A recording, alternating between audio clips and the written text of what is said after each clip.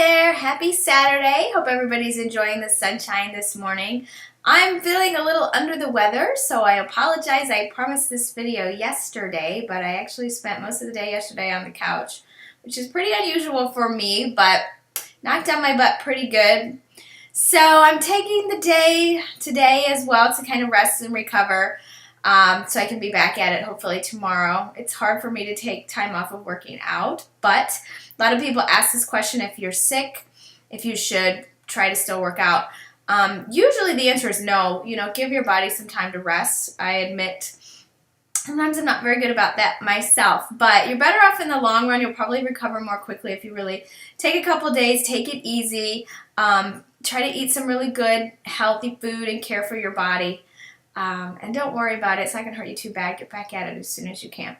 So it was great to see the ladies at boot camp today, and I'm sorry about my voice. Powered through. You guys did awesome, so that was a really great time. Now I have a couple questions that I'm going to answer for you guys today that have come in from clients and people on Facebook, so thank you for everybody who chimed in, and I'll just get right into it. One of the actually biggest questions I got this week was what protein powder I use.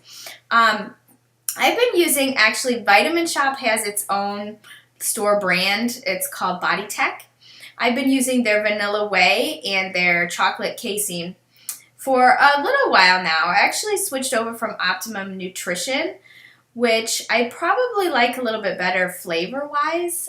They have an all-natural version as well of their whey that I really like. But looking at the ingredients and the macro levels versus the price, the Body Tech is a little bit cheaper. And, for those of us who are always trying to save money where we can, that's kind of where I went with it. So that's what I'm using right now, but I do love the Optimum Nutrition as well if you're not opposed to spending. It's $5. It's not a big difference, but also a really great choice. And the other one in relation to protein powder was whey versus casein. A lot of my nutrition clients, I've been advising them, if you had dinner and you don't go to bed for a few hours and you're real hungry right before bed, a great choice before you go to bed is a casein protein. And you can buy casein actually, just in a powder at the store. Cottage cheese is also a casein protein. So basically the difference between whey and casein is that they're both byproducts of milk. Whey is a little bit more processed or a little bit more broken down, so it's more rapidly absorbed in your body. So whey is a great choice for maybe first thing in the morning or especially post-workout to zap that protein, the amino acids, right into your muscles to start that recovery process. Whereas a casein, even you'll find it's a lot thicker. It's more slowly digested, so it takes the body a little bit longer to break it down. It's going to keep you fuller a little bit longer. So it's a great choice to have right before bed because it'll kind of take a little bit longer throughout the night to break down within your stomach. So it just has to do with the different way that the product is derived from milk. Another question that I had from one of my pre-competition clients is whether or not to count the carbs in your pre-workout towards your overall macros. So if you have certain goals that you're trying to hit with your macros every day, how many grams of carbs, how many grams of protein, should you include your pre-workout? The answer I would say is yes.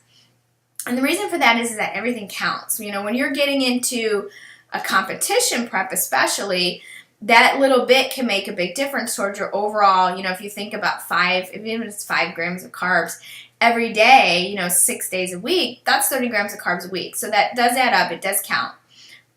If you're not doing a heavy competition prep and you're a little bit looser and you're not really counting macros, then you wouldn't worry about it too much. Just be aware of that. The one thing I don't always count is like green veggies, kale or spinach. I don't get real worried about that. It's very hard to overeat those things. You can, really with anything, but I don't get too specific on counting, your green veggies. Everything else, yeah, it counts. Another question relating to that I had is if you're trying to stick to a certain amount of calories or you're on a little bit of a calorie deficit diet because you're trying to lose weight, binging on healthy foods, is that better than, say, going to Subway or something like that? Yes and no, and here's what I'll say. Healthy foods are always better, in my opinion, than unhealthy foods. I don't like a lot of fast food, restaurant food, processed food. You guys know that. So I always would rather have you eating something healthy.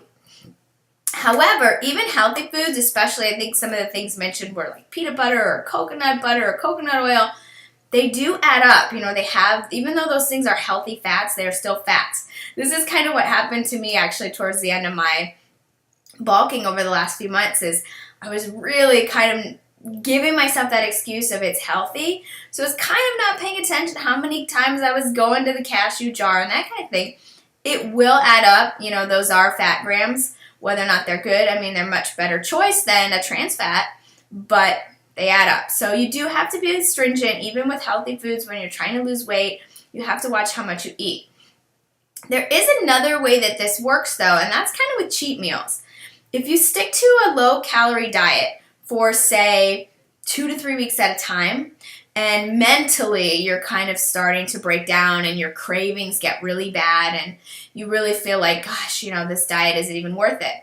That's when going out and having a burger and fries, one meal, not a day, but one meal, going out and having something that's a little bit fatty that you would consider a cheat, can really kind of psychologically keep you on track and make you go, oh, okay, now I feel better, back to the healthy eating. It's not going to do a ton of damage as long as you're reasonable about it and it's a meal, not a day and not a weekend.